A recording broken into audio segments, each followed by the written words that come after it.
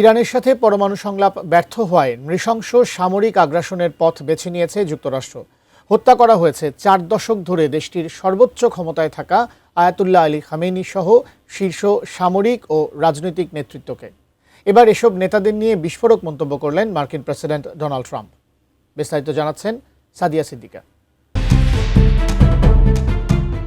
মধ্যপ্রাচ্যের উত্তাল সংঘাতে আবারও বিস্ফোরক মন্তব্য করে আলোচনায় যুক্তরাষ্ট্রের president Donald Trump.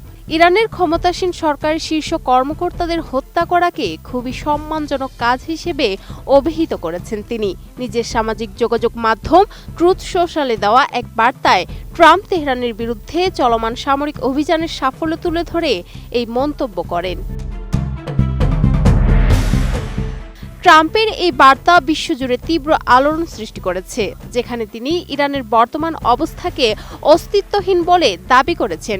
Truth সোশ্যালে post করা সেই বার্তায় ডোনাল্ড ট্রাম্প অত্যন্ত কঠোর ভাষায় বলেন, মার্কিন যুক্তরাষ্ট্র ইরানের তথাকথিত সন্ত্রাসী সরকারকে সামরিক, অর্থনৈতিক এবং অন্যান্য সকল উপায়ে পুরোপুরি ধ্বংস করে দিচ্ছে। তিনি দাবি করেন, ইরানের নৌবাহিনী ইতোমধ্যে তলিয়ে গেছে এবং তাদের বিমান বাহিনী বলতে এখন আর কোনো কিছুই অবশিষ্ট নেই।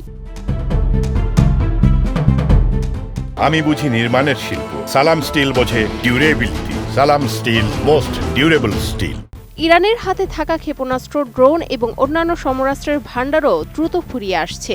সব মিলিয়ে বর্তমান সরকারের নেতারা একে একে পৃথিবী থেকে বিদায় নিচ্ছেন বলে তিনি উল্লেখ করেছেন। প্রেসিডেন্ট ট্রাম্প আরও যোগ করেন যে গত ৪৭ বছর ধরে এই গোষ্ঠীটি নিজেদের দেশ এবং বিশ্বজুড়ে নিরপরাধ লোকজনকে হত্যা করে আসছিল। এখন যুক্তরাষ্ট্রের ৪৭তম প্রেসিডেন্ট হিসেবে তিনি তাদের নির্মূল করছেন এবং একে তিনি অত্যন্ত সম্মানজনক দায়িত্ব হিসেবে দেখছেন।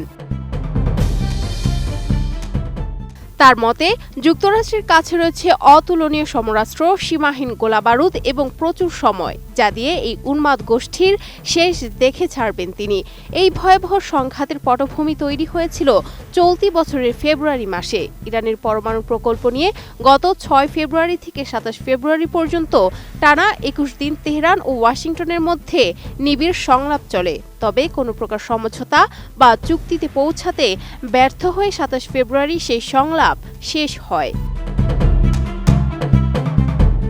এর ঠিক পরের দিন অর্থাৎ ২৮ ফেব্রুয়ারি থেকে মার্কিন সামরিক বাহিনী ইরানে বড় ধরনের সামরিক অভিযান অপারেশন এপিক ফিউরি শুরু করে। ওয়াশিংটনের সাথে তাল মিলিয়ে একই সময় ইসরায়েল ও ইরানে তাদের নিজস্ব সামরিক অভিযান অপারেশন রোয়ালিং লায়ন শুরু করে।